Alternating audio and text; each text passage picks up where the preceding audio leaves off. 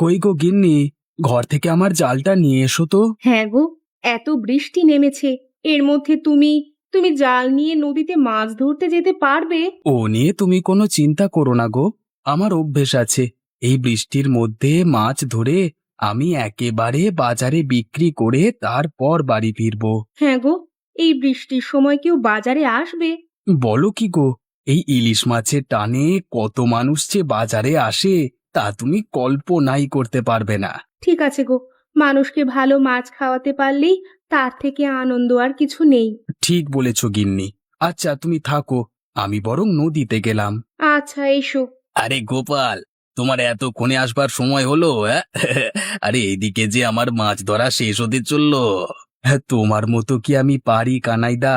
আমি ছোটখাটো মানুষ, আমি ওই 10-12টা মাছ ধরে বিক্রি করতে পারলেই অনেক, সেই আর কি। এই সকাল সকাল এলে তো তুমি মাছ পাবে, তাই না? আমি সেই সকাল থেকে এসে বৃষ্টির মধ্যে ভিজে ভিজে এত মাছ ধরেছি। এখন আমি এগুলো বাজারে বিক্রি করে ভালো লাভ কামিয়ে নেব। হ্যাঁ, হ্যাঁ।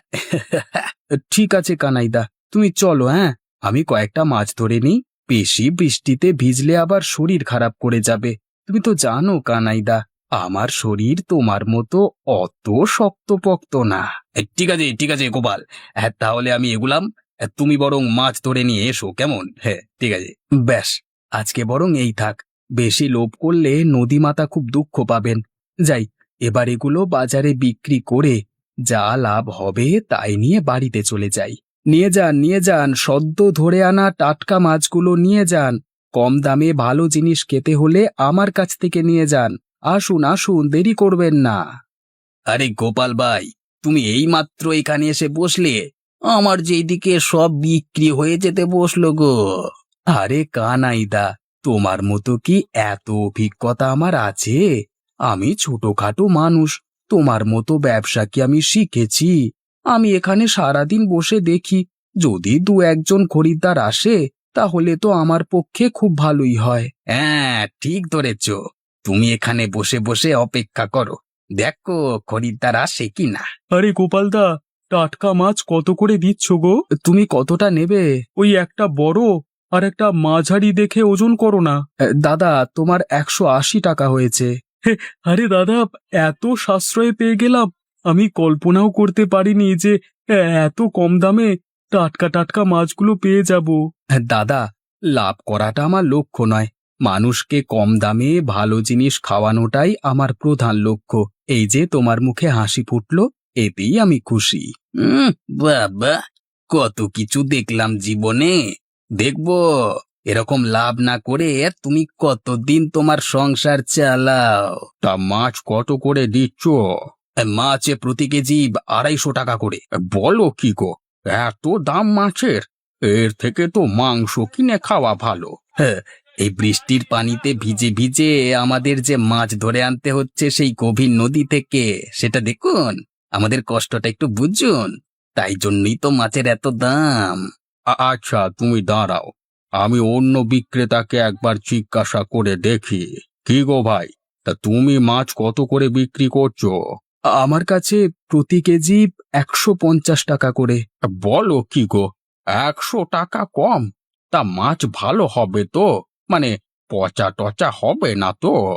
না বাবু, এই বৃষ্টির দিনে আমি নিজে হাতে মাছ নদী থেকে ধরে এনেছি।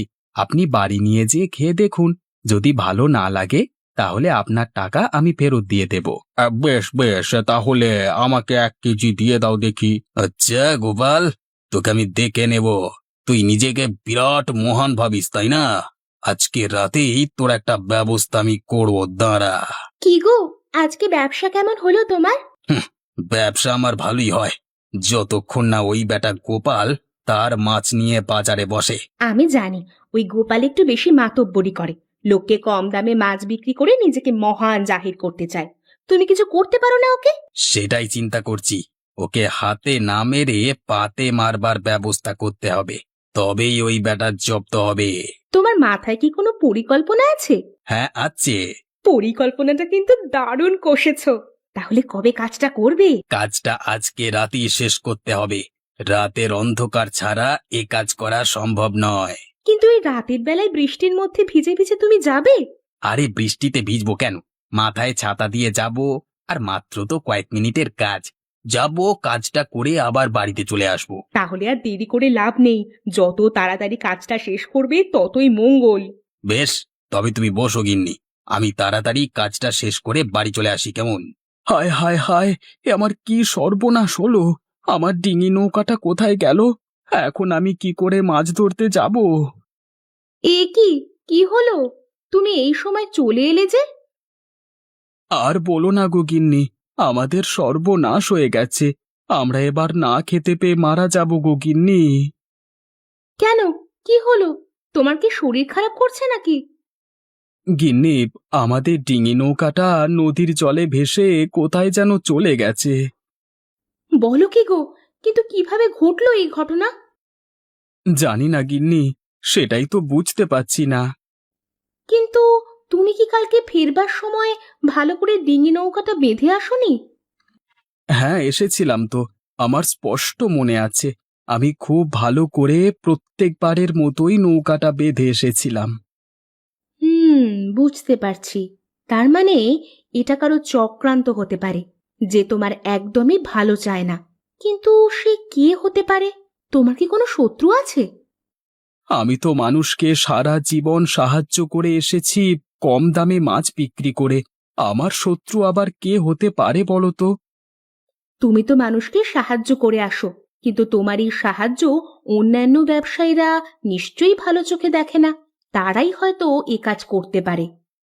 তাহলে কি কানাই দাদা? হতে পারে, বুঝলে। কানাই দাদার হাবভাব দেখলেই মনে হয় সে তোমাকে কোনো মতেই সহ্য করতে পারে না, সব সময় তোমাকে ছোট করে। কিন্তু কানাই দাদা আমার সাথে এরকমটা করবে কেন? বুঝতে পারলে না? তোমাকে ভাতে মারবার জন্য। সামনাসামনি তো তোমার ক্ষতি করতে পারছে না, তাই তোমাকে ভাতে মারতে চায়, যাতে তুমি ব্যবসা করে টাকা উপার্জন করতে না পারো। কিন্তু আর কি করবার? কানাইদাকে তো সবকিছু বললে ও নিশ্চয়ই অস্বীকার করবে। আমাদের হাতে তো কোনো প্রমাণ নেই, তাই মুখ বুজে সবকিছু সহ্য করে যেতে হবে। তুমি দুঃখ পেও না গো। তুমি যেমন মানুষকে সাহায্য করো, দেখবে ভগবান একদিন নিশ্চয়ই তোমাকেও সাহায্য করবে। গোপাল ভাই, ঘরে আছো? ঘরে আছো গোপাল ভাই? আপনি কি গোপাল বাবু? হ্যাঁ, আমি গোপাল। বাবু বলবার দরকার নেই, আমি একজন সাধারণ মানুষ। আমি শহর থেকে এলাম। আমি একজন বড় মৎস্য ব্যবসায়ী। লোকমুখে আপনার কথাটা শুনলাম। আমার আপনার সঙ্গে কিছু কথা আছে। আপনি ঘরে উঠে আসুন না। না না, ঘরে যাওয়ার সময় নেই। লোকমুখে শুনলাম আপনি নাকি খুব সুন্দর মাছ ধরতে পারেন, তাই আপনার কাছে এলাম। আসলে আমার প্রতিদিন প্রায় 1 কুইন্টাল মতো মাছ লাগবে। সেটা কি আপনি ধরে দিতে পারবেন? আমি যথেষ্ট টাকা আপনাকে দেব। আসলে হয়েছে কি বাবু, আমার নৌকাটা কালকে রাতে নদীর স্রোতে ভেসে গেছে, তাই আমার কাছে কোনো ডিঙি নৌকা নেই এখন। ও নিয়ে আপনাকে চিন্তা করতে হবে না। আমার লোক প্রতিদিন আপনাকে নিয়ে যাবে, আবার প্রতিদিন কাজ শেষে আপনাকে বাড়ি দিয়ে যাবে। আপনি শুধু আমার লোকের সঙ্গে গিয়ে মাছগুলো ধরে দেবেন। কি পারবেন তো? তাহলে তো খুব ভালোই হয়। বেশ, আপনি তবে এই টাকা কটা ধরুন। এদের সর্বমোট 25,000 টাকা আছে। আপনি কাল থেকে আমাদের সাথে ব্যবসা শুরু করবেন। টাকা পয়সা নিয়ে আপনার কোনো চিন্তা নেই। ওগো, দেখলে তো? আমি বলেছিলাম না, তুমি যেমন মানুষের সাহায্য করো, তেমনি ভগবান তোমাকে সাহায্য নিশ্চয়ই করবেন। হ্যাঁ গিন্নি, তুমি ঠিকই বলেছ।